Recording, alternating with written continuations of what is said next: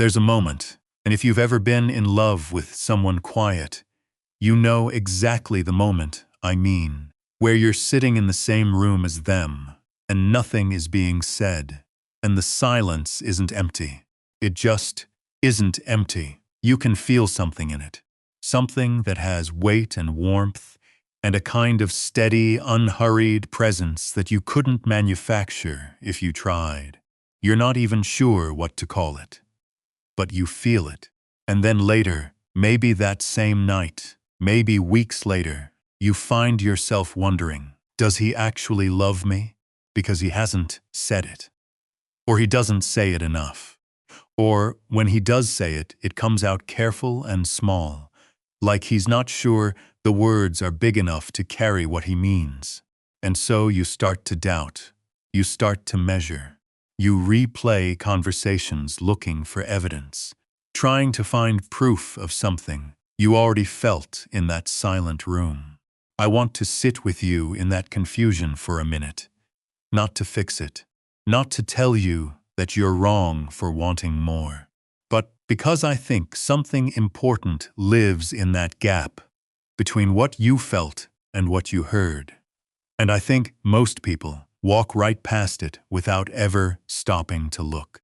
Here's what I've come to believe, and it took me longer to understand than I'd like to admit. The deepest love doesn't always have a voice. It moves differently. It travels through presence, through consistency, through the small and unremarkable choices a person makes every single day when no one is keeping score. It shows up in the way someone positions themselves between you and the cold wind without commenting on it.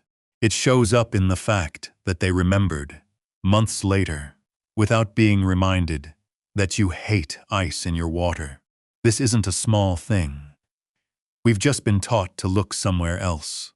There's a concept in Jungian psychology, and I'm not going to get clinical on you, I promise. But the basic idea is this: the deepest parts of who we are don't communicate in clear statements. They speak in images, in symbols, in actions that feel instinctive but carry enormous meaning. The unconscious mind, Jung believed, is always expressing something. It cannot fully hide what it holds. And love, real love, the kind that has settled into someone's bones, behaves almost exactly the same way. It finds its way out, not always through words, but always through something. So what I want to offer you today isn't a lower bar. I'm not here to tell you to accept less than you deserve, or to make excuses for someone who simply doesn't care. There's a real difference between a man who loves you quietly and a man who just isn't that interested. And by the time we're done here, I think you'll be able to feel the difference in your chest without needing me to spell it out. What I want to do is expand what you're able to see, because I think a lot of people, women especially, but not only, have been surrounded by love they couldn't read, love that was working hard, right in front of them, in a language they were never taught to recognize. And that is a particular kind of loneliness, to be loved and not know it, to be held quietly without feeling the arms. If any part of that lands somewhere in you, stay with me, because what we're about to walk through together isn't theory. It's the texture of real things, the specific weight of a particular kind of love. And once you learn to see it, you will not be able to unsee it. Before we can talk about what this love looks like, I think we have to talk about why it went silent in the first place. Because it didn't start that way. No one is born unable to say what they feel. Think about a small boy, any small boy, and watch what happens to him between the ages of, say, 5 and 15. At 5, he cries when he's sad. He says, "I love you," without hesitation. He reaches for comfort without shame. He doesn't yet know that there's anything wrong with needing people. And then, slowly, in ways so ordinary they barely register, the world begins to teach him otherwise. Don't cry, toughen up, stop being so sensitive. Big boys don't. And the sentence ends differently depending on who's saying it, but it always ends the same way. Don't feel that. Don't show that. That kind of softness is a liability, and the boy learns. God, they learn fast. Because children are not stupid. They are exquisitely sensitive to what keeps them safe and what puts them at risk. And what he learns is that emotional openness is a risk. That vulnerability invites something he can't afford. And so he begins, very gradually, to put his interior life somewhere else. Somewhere quieter. Somewhere no one can get to it. By the time that boy is a man, the habit is so old he can't see it anymore. He doesn't experience himself as someone who is hiding. He just experiences himself as someone who is fine, who doesn't need to talk about it, who shows up and does what needs to be done and keeps moving. The idea that this is a kind of grief, that something real was lost in that training, that thought has probably never occurred to him, because grief requires you to know what you had. And then there's something else, something underneath the conditioning, and in some ways harder to look at. For many men, love was modeled as something unstable, something that came and then withdrew. A father who disappeared, physically or just emotionally. A mother whose love had conditions attached that a child couldn't always meet. A first heartbreak that arrived before the nervous system was equipped to absorb it. I'm not talking about dramatic trauma, necessarily. I'm talking about the ordinary, cumulative experience of learning that love is not something you can rely on, that it can be taken away, that announcing it, naming it out loud, making it real, somehow makes it more likely to vanish. So they don't name it. That's the logic, even if it's never put into words. If I say it, I might lose it. If I hold it quietly, maybe it stays. This is the psychology underneath the silence. And what's interesting, what Jung would find interesting, is what happens to all that feeling that never gets spoken. It doesn't disappear. Nothing disappears. It goes underground, and then it starts to find other exits. It leaks.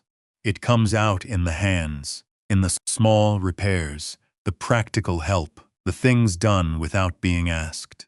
It comes out in the eyes, in a gaze that lasts a half-second longer than casual attention would require. It comes out in the body's decisions. The way a man will, without thinking, put himself between you and something that makes you uncomfortable. The way he angles himself toward you in a crowded room, even while talking to someone else. I knew a man once, not a talker, not someone who would ever put his feelings into a speech, but every single morning for 3 years, he warmed his partner's car before she left for work. Every morning. He never mentioned it. She came to expect it so naturally that she didn't think about it either.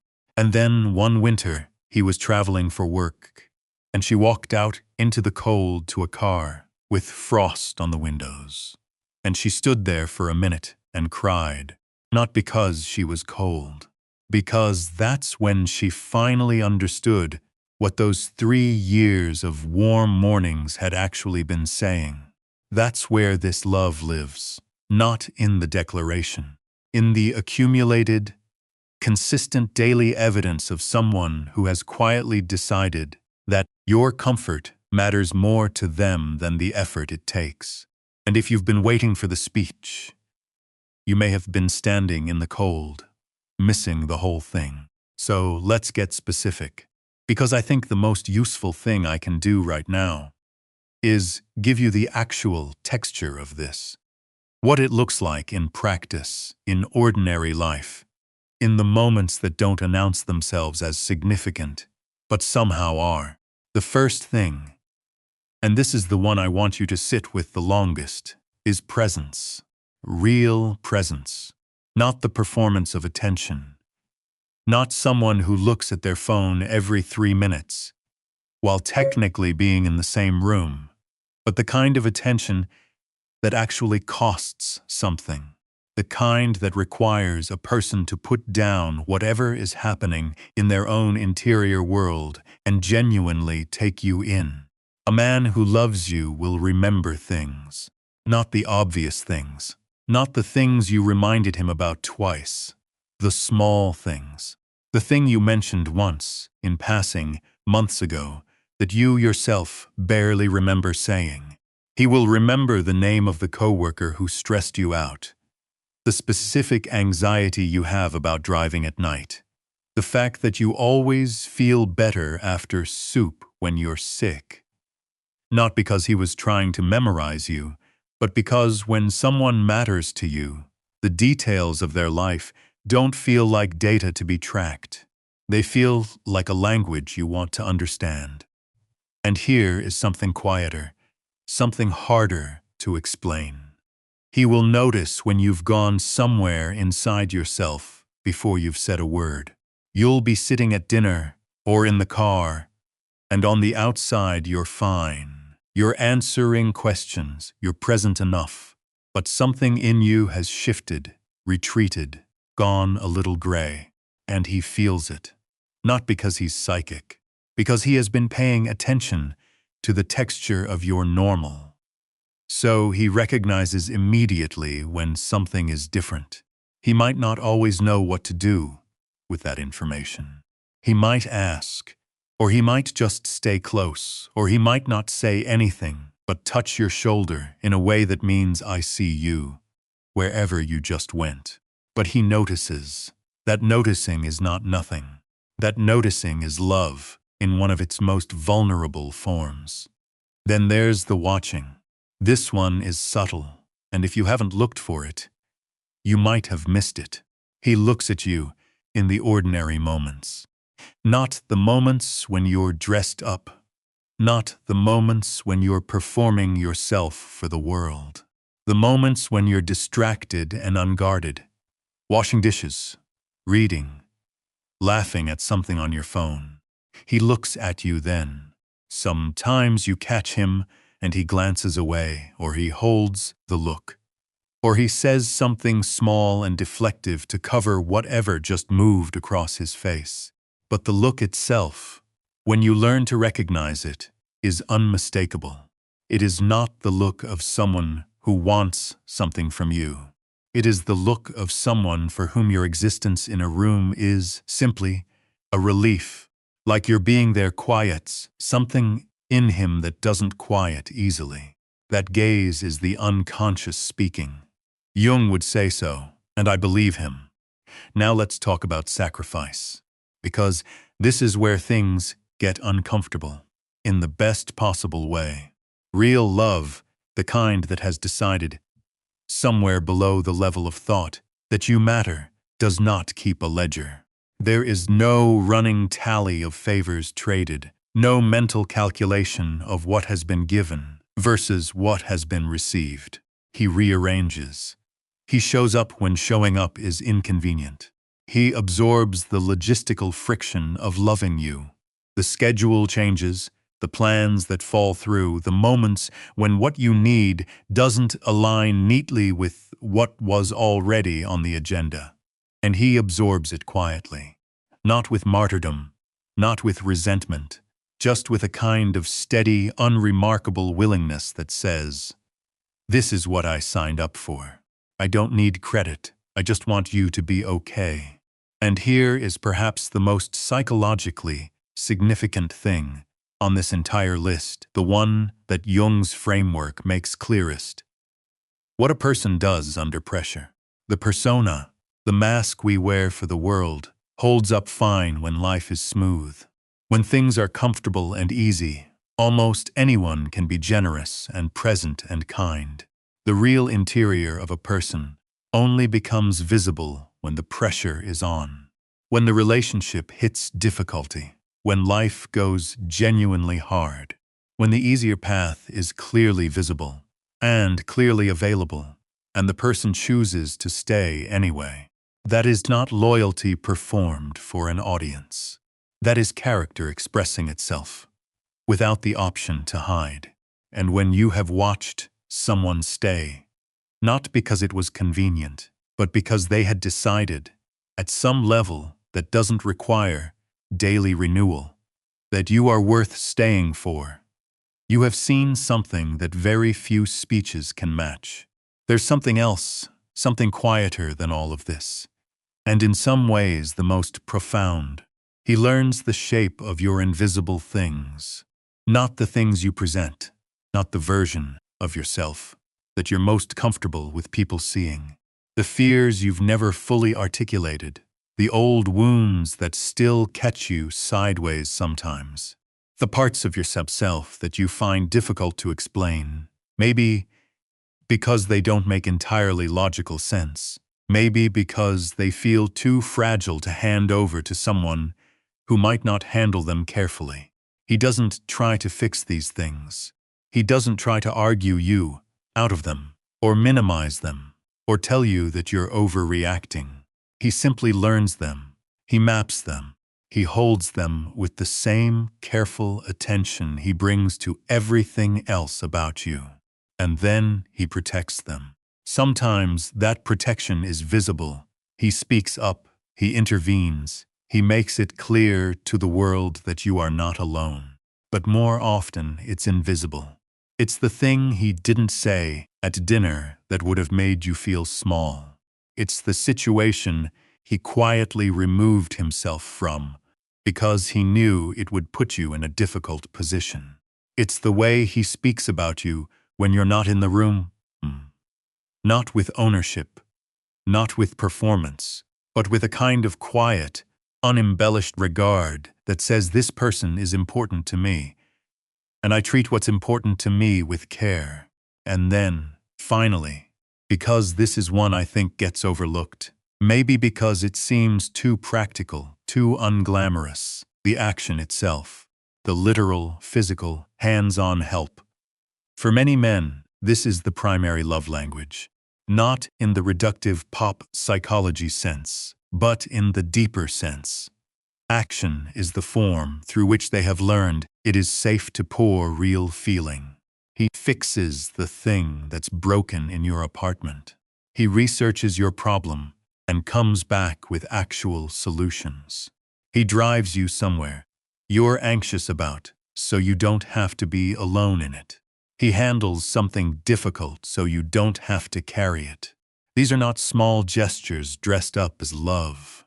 These are love, directly expressed, in the register that felt safest to him to use.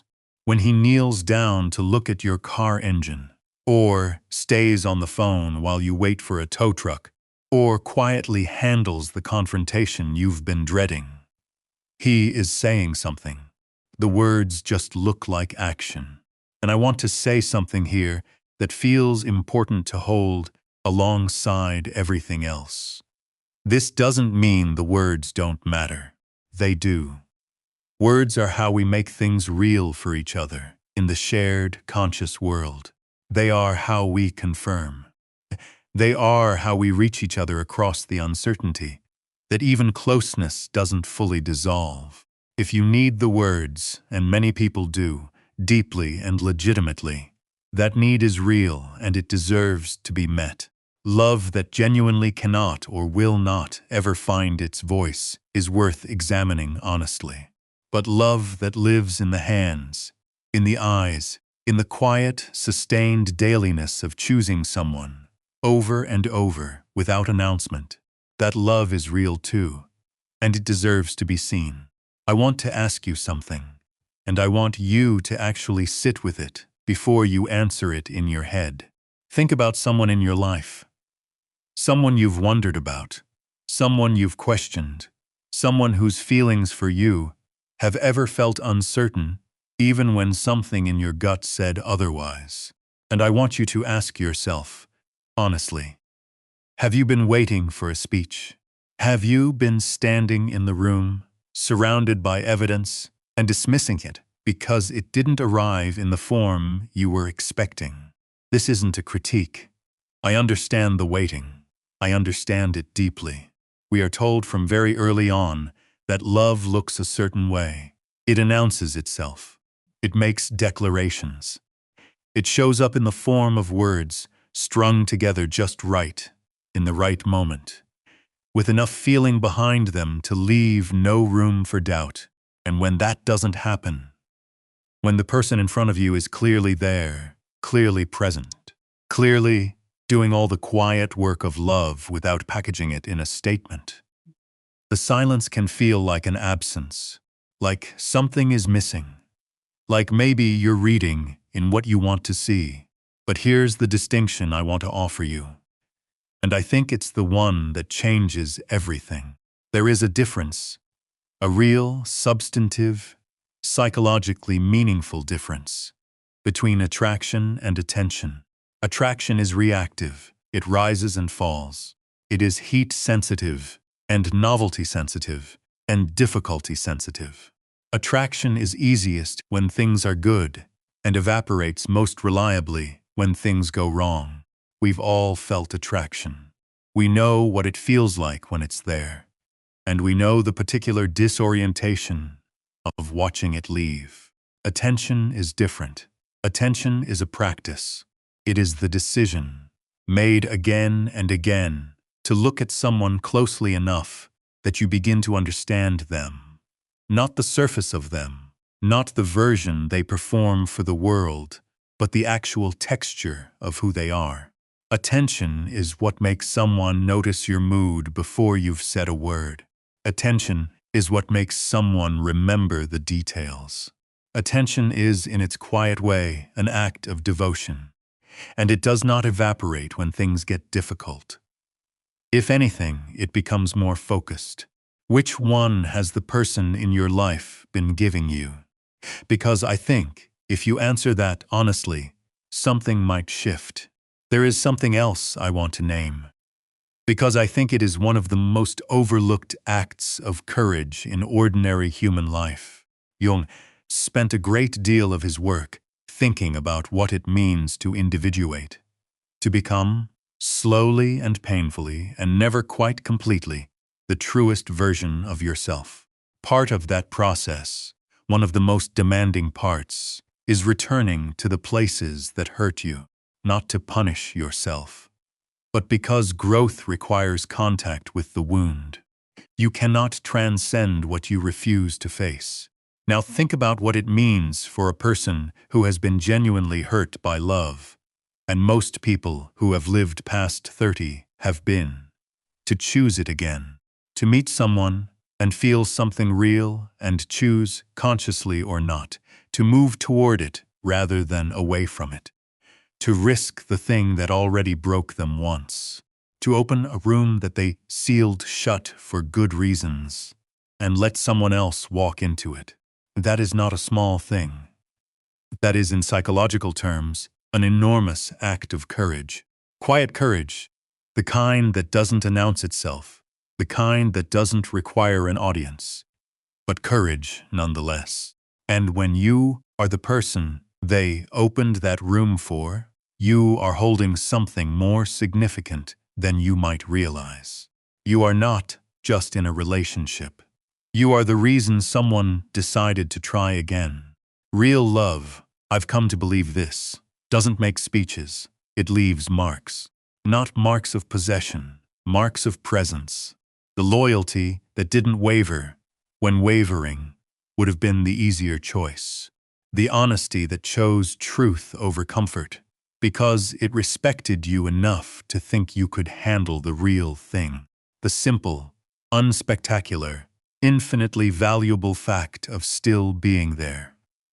On a Tuesday, when there's nothing romantic happening, when life is its most ordinary and repetitive self, when there is no performance to maintain and no audience to impress, and the person is just there, still there, those are the marks. That is the fingerprint on the soul that the quiet, unremarkable, sustained love leaves behind. And it is permanent in a way that declarations rarely are. Words fade in memory, but the feeling of having been consistently chosen, of having been seen and stayed with through the full unglamorous range of who you actually are, that doesn't fade. that becomes part of how you understand yourself. I think what I'm really trying to say is this. You are allowed to want both. You are allowed to need the words and recognize the actions. You are allowed to ask for the speech and also, simultaneously, learn to read the language that lives underneath it. This isn't about accepting less than you deserve. It's about not walking past something real because it arrived in a form you weren't taught to recognize. I want to come back to where we started. That quiet room. Two people. Something in the air that has no name but has weight. You felt it then, even if you doubted it later. I think you can trust that feeling more than you've been trusting it. Here is what I want to leave you with, not as a conclusion, because I don't think this kind of thing includes, but as something to carry with you, something small enough to fit in your pocket. If you have ever been loved by someone who couldn't say it, who showed up quietly, consistently, in all the ways we've talked about, you may have been loved more completely than you knew at the time. That love was real. The fact that it didn't arrive in the form you were waiting for doesn't make it less real. It just means it came from someone who was working with what they had. Someone who was doing the best translation they could manage between what they felt and what they knew how to express. That matters. That deserves to be honored. Even now, even in retrospect. And if you are that person, if you are the one who loves quietly, who shows up and repairs and stays and watches and remembers and doesn't know how to make it into a sentence, I want you to hear this directly. It counts. What you do counts. The way you love counts. You are not invisible just because you are not loud. The people who receive that love, even when they don't have language for it yet, feel it somewhere. They feel it in the warmth of a car on a cold morning. They feel it in being remembered.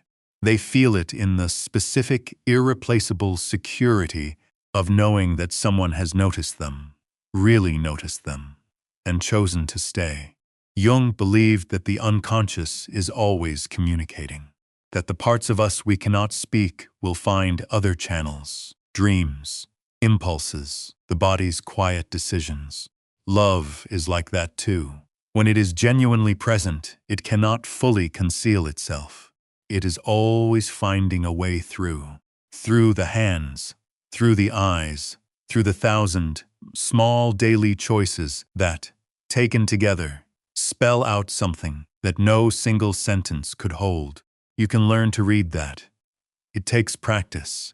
It takes a willingness to look at what's actually there, rather than what's absent. But once you learn it, something changes in how you receive love, in how you give it, in how you understand what it means that someone is still in your life after everything that life has asked of both of you. Love is not always a sentence. Sometimes it is a car, already warm in the middle of winter. Sometimes it is a gaze across a room that holds steady and asks for nothing. Sometimes it is just the fact, the simple, enormous, easily overlooked fact that someone is still there. Still there. That's the whole thing, really. That's the language under all the other languages. You already know how to feel it. You've always known. You just needed someone to remind you that what you were feeling was real.